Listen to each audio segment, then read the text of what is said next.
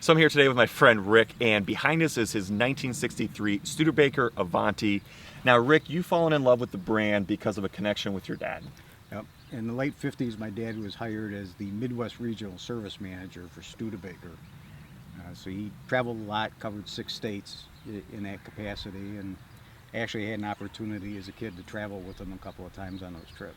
Now, Rick, you have a really special memory that happened one February night in 1963. Tell me about that. I do. My dad and my godfather, who also worked for Studebaker, were chosen to drive the 2 brand new Avantis to be displayed at the 1963 Chicago Auto Show. Just a handful of cars that were flown all over the country and taken to the individual auto shows.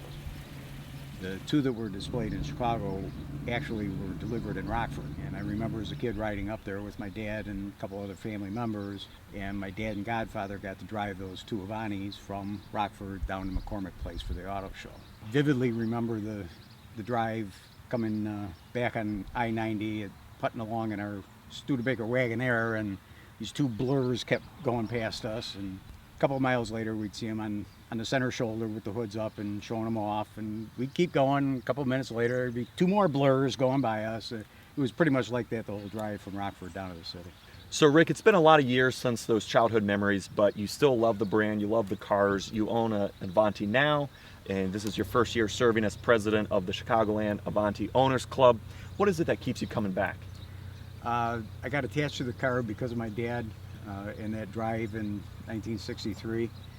It's something that I had said all my life, someday I'll own an Avanti.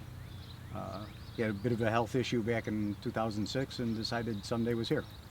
So I started looking in earnest, and in 2008 I acquired my car. Well, thanks, Rick, for sharing your story. And if you want to see more classic recollections just like this, go to dailyherald.com. Thanks, Rick. That was awesome.